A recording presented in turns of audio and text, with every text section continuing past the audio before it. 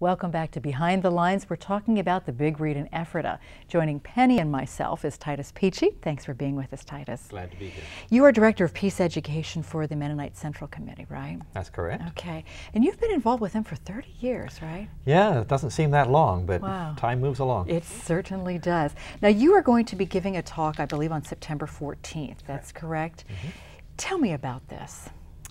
Well, from 1970 to 1973, I did my alternative service as a conscientious objector in Vietnam. So I'm going to be talking about what that experience was like. Okay.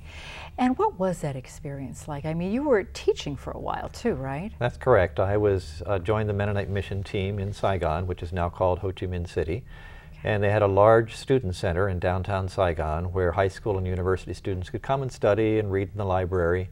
And as part of that center, there was a set of English classes. So I taught English classes to high school and university students during that time. You also spent some time in a tribal village too, That's didn't right. you? Toward the end of my time in Vietnam, for a couple months, I lived up in Pleiku, which is in the Central Highlands.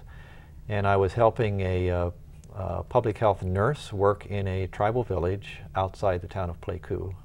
As part of, that was part of Vietnam Christian Service, which was a combination of Church World Service, Lutheran World Relief, and Mennonite Central Committee. Okay. Now, how many were there as far as conscientious objectors? You know, I don't know what the total number was. You mean serving in Vietnam? Yes. I don't know what the total number was, but at any given time in Vietnam when I was there, I would guess there would have been 30, 40 people working with Vietnam Christian Service. Some of them as conscientious objectors. Others there simply doing civilian work. Women who were not required to serve also served there as nurses or doctors. Okay. So a considerable community. Okay.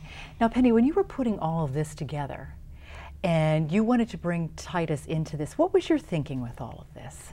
Well, I thought it was really important. I think that sometimes when we look back at Vietnam, we think of conscientious objectors in a negative way. Mm-hmm. Some people do. So I really wanted to include that because of our community. We had a lot of people who were conscientious objectors who didn't run to Canada, who went to Vietnam, but they didn't believe in fighting the war. So it was really important for me to bring that aspect of the community, particularly for the teenagers who are going to be studying this in school. There's a real poignant part of the book where the main character is on the Canadian border, and he's trying to decide whether to run to Canada or go to Vietnam. And he struggles with this decision. I think teenagers will relate to that, having to struggle with that decision. Sure. And he decides, because he wants his parents to be proud of him, and you know, for a variety of different reasons, to go back home and go to Vietnam. You know, that decision, of course, changed his life. But we wanted to really bring in all aspects. We hear a lot about the soldiers, and you know, we want to include them. We're having all kinds of things with that, but we also wanted to, because of our community, include people who were doing alternative service, because those things were really important too, what they were doing. Yeah, definitely. And we forget about them. Yeah, we do. Yeah. And you know, you both were talking about, you know, the change with, you know, the decisions that you make. You know, they do become who you are and how you think, how you feel, how you live your life. What was your time like in Vietnam, and how has that changed you, Titus? Well, it was very much a growing experience. I was 20 years old when I went, which is probably the age of many soldiers who went to Vietnam. And I think it was a time in my life when I was beginning to understand how systems and structures work. And being in Vietnam, seeing the war happen, seeing its impact on civilians in Vietnam, many of whom were my students and friends from the Vietnam Mennonite Church. And then also seeing this war system, the U.S. military, the Vietnamese military, and then of course learning about the support of the North Vietnamese and the Chinese and the Russians for that side of the conflict, made me think a lot about what my connections to those systems are, and how I want to live my life in relation to those systems. Raised a lot of questions for me. But it was a very positive growing experience for me. And so I look back on it with a lot of gratitude and appreciation, and of course a lot of pain about what I sensed my Vietnamese friends experiencing there. So essentially then, because of all of this too, how do you live your life? What's important? Well, peace is very important. It's very connected to my faith, to my understanding of how I feel like Jesus taught and lived and wants us to live in this world. I make decisions, I make a lot of decisions based on that experience. Simplicity of lifestyle is important to me. Community is important to me. Making decisions in the context of a larger community, so that when I make decisions now, I sometimes think of my Vietnam experience or my experience in Laos some years later in the aftermath of the Indochina War, and try to make decisions with those people in mind. So yeah, it has a profound influence. Yeah, it does. I think what you've put together with this whole program, Penny, is such a wonderful balance of different experiences that we as people in the community can choose to be a part of.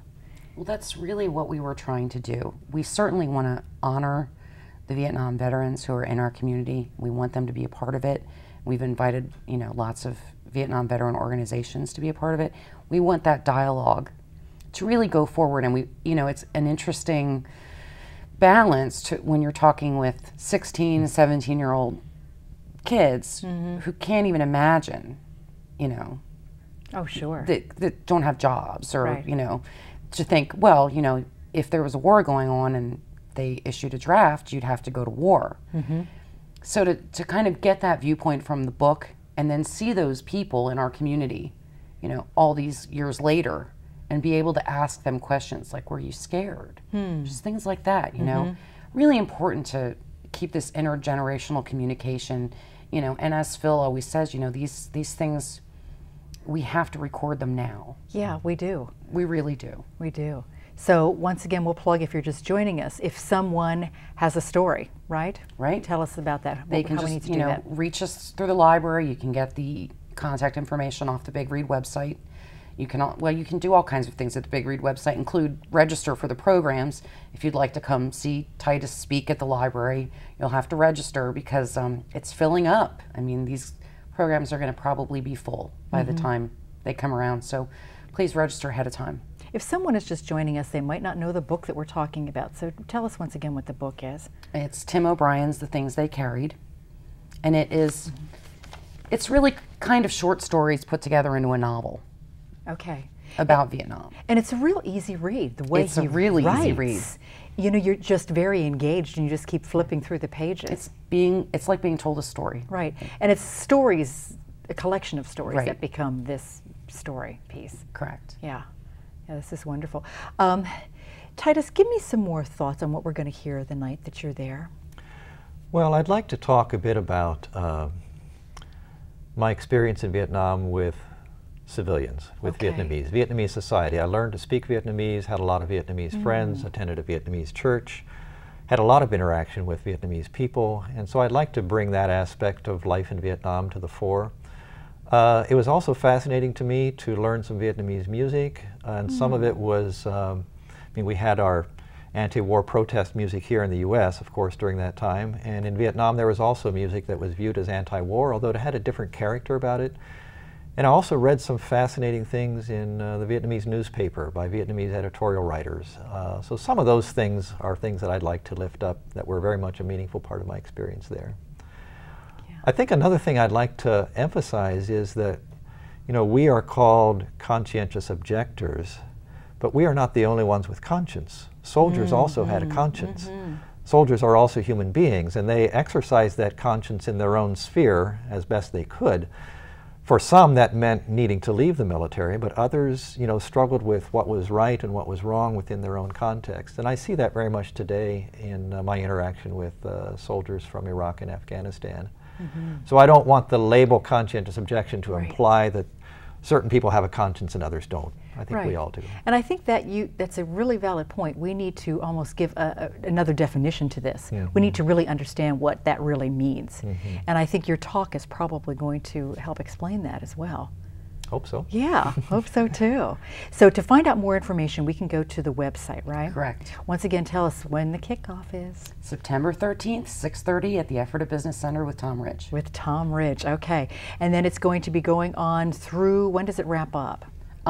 It wraps up October 12th. October 12th. Right. So there's all kinds of book discussions that can be held at the library as well as community locations. And films and speakers and card making and who knows what's going to happen by the time it actually comes around, because things kind of fall out of the woodwork. Well, it does take on a life of its own, it does. Right?